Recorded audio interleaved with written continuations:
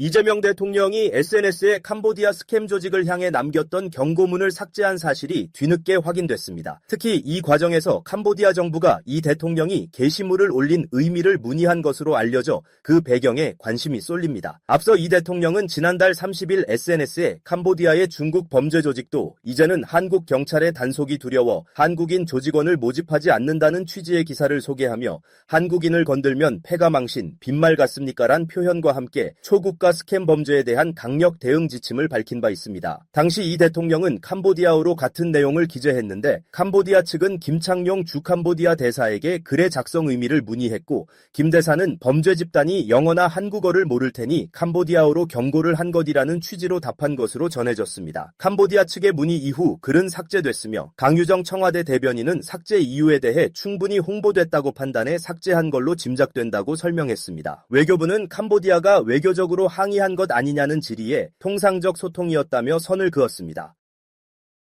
캄보디아에서 우리 국민들을 상대로 스캠, 인질 강도 등 각종 범죄를 저지른 한국인 조직원 73명이 국내로 강제 송환됩니다. 역대 최대 규모인데요. 이재명 대통령은 이 같은 초국가 범죄를 뿌리까지 완전히 뽑아내야 한다며 강경 대응 원칙을 재확인했습니다. 성승환 기자가 보도합니다. 캄보디아의 한 주택 안으로 경찰이 진입합니다. 우리 국민들을 상대로 스캠 범죄를 저질러 인터폴의 적색 수배가 내려진 피의자 체포 장면입니다. 이처럼 캄보디아를 거점으로 우리 국민 869명으로부터 486억 원을 편취한 한국 국적 범죄자 73명이 국내로 강제 송환됩니다. 역대 최대 규모로 이재명 대통령은 이 같은 초국가 범죄가 외교 분쟁까지 야기하는 악질 범죄라며 발본색원 원칙을 거듭 강조했습니다.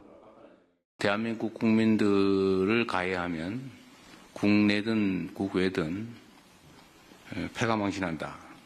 특히 대한민국 국민을 상대로 범죄 행위를 하면 이익은커녕 더 큰 손해를 본다는 점을 확실하게 보여주시기 바랍니다.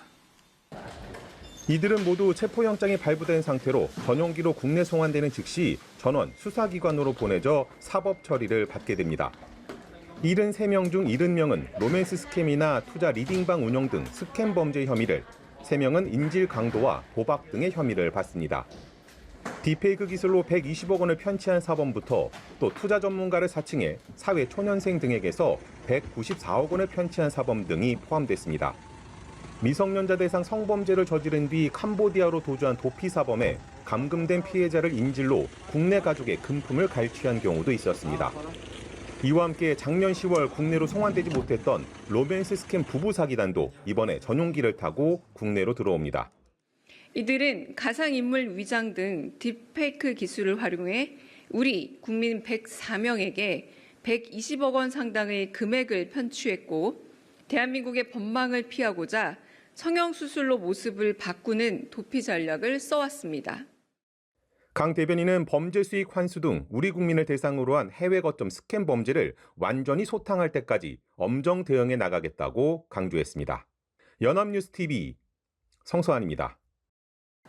캄보디아 코리아 전담반이 개소 이후 현지에서 총 136명의 피의자를 검거하고 4명을 구출했습니다. 경찰청은 코리아 전담반이 캄보디아 경찰과 긴밀한 국제 공조를 통해 이뤄낸 결과라며 해외 스캠 범죄에 대한 경찰청의 강력한 대응 의지를 보여준다고 평가했습니다. 캄보디아 코리아 전담반은 스캠 단지 범죄가 잇따르자 지난해 11월 10일 캄보디아 경찰청에 설치된 한국인 사건 전담 부서로 한국 경찰 7명과 캄보디아 경찰 12명이 합동 근무하고 있습니다.